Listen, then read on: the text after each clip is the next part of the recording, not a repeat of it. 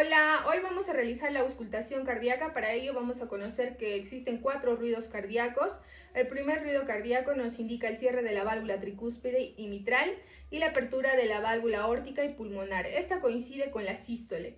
El segundo ruido cardíaco es el cierre de la válvula aórtica y mitral y la apertura de la válvula tricúspide y mitral. Esta coincide con la diástole. El tercer ruido cardíaco es un ruido patológico.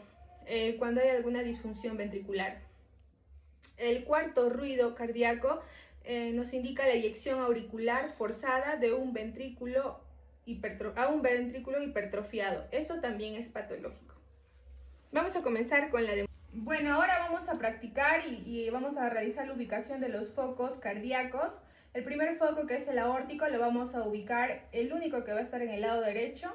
Este se encuentra en el segundo espacio intercostal, en la línea paraesternal derecha. Y vamos a ubicar ahí el estetoscopio. Y escuchamos el primer ruido, que es el aórtico.